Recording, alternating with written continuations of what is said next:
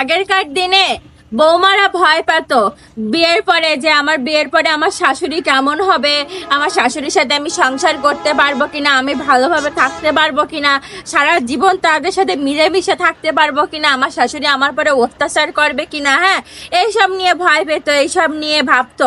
কিন্তু যুগ পুরাই উল্টে গেছে। এখন শাশুড়িরাই ভয় পায় বৌমাদের, যে পরের বার থেকে একটা বৌমা নিয়ে আসলে সে আমাদের সাথে তাল মিলিয়ে চলবে কিনা, সে আমাদের ভাত দেবে কিনা, সে আমাদের সেবা যত্ন করবে কিনা।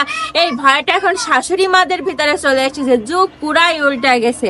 আগেরকার বৌমারা এরকম ভাবতো, যখন বিয়ে হতো তখন সে এইটা ভেবেই বেশি কান্নাকাটি করতো যে আমার শাশুড়িটা কেমন হবে, আমার শাশুড়িটা কি আসলেই আমার সাথে কথা বলবে, আমারে জ্বালাবে না তো, আমার দরজাল শাশুড়ি কপালে জুটবে না তো, সে কি আমার সাথে ভালো ব্যবহার করবে, সে কি আমাকে নিজের মেয়ের চোখে দেখতে পারবে, সে কি আমাকে বৌমা বলে ডাকবে।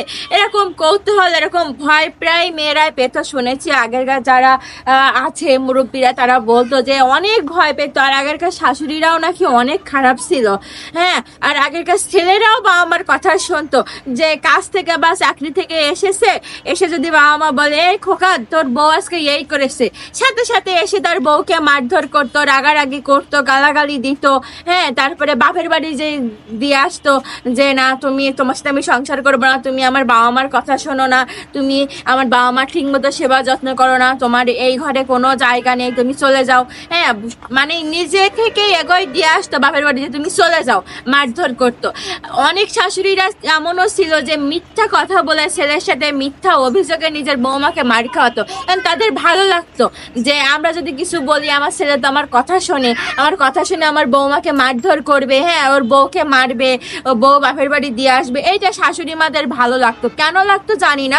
তবে কিছু কিছু শাশুড়িরা এরকম ছিল যে মিথ্যে অভিযোগে বৌমাকে মার খাওয়াতো। আর এখনকার যুগে কি হয় জানেন, কোনো ছেলে তো বাবা মার কথা শোনেই না, আর বাবা মার কথা শুনে নিজের বউয়ের গায়ে হাত তুলবে এটা আসলে কল্পনাও ভাবতে পারে না। তবে আমি সব ছেলের ক্ষেত্রে বলবো না, 100%-এর ভিতরে 99% ছেলেরা এখন বাবা মার কথা ভাবে না। আর 1% হয়তো মানে একসাথে 10 জন ছেলেরা হয়তো বাবা মার কথা ভাবে, বাবা মাকে সম্মান করে, বাবা মাকে ভালোবাসে।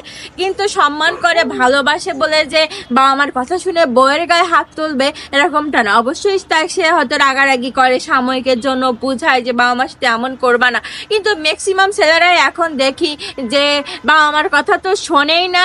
উল্টে যদি বাবা মা যদি সাথে নালিশ করতে যায়, কোনো অভিযোগ করে যে তোর বউ আজকে এই করছে, তোর বউ আজকে ওই করছে, তা উল্টে বাবা মাই দেখি ছোট হয়, বাবা মাই অপমানিত হয়। হ্যাঁ, বাবা মা উপরেই রাগ দেশ করে ছেলে আরো বেশি করে যে হ্যাঁ তোমার বৌমারে নিয়ে এই কথা বলো ওই কথা বলো। আর এখনকার ছেলেরা তো মানে কি বলবো, এখন তো তারা এক একটা মেয়েকে পছন্দ করে, ভালোবাসে, প্রেম করে, এই নিয়ে চলে আসে। হ্যাঁ, সেটা বয়স হোক বা না হোক, ফ্যামিলি মানুক আর না মানুক, নিয়ে চলে আসে। কয়েকদিন মানবে না, 1 দিন 2 দিন 3 দিন 4 মাস পরে ঠিকই মানে নেবে, এরকম একটা বিষয়। তো ছেলেরা প্রেম করতেছে, ধরে নিয়ে চলে আসতেছে, বাবা মা না মেনে নিয়েও বা কি করবে।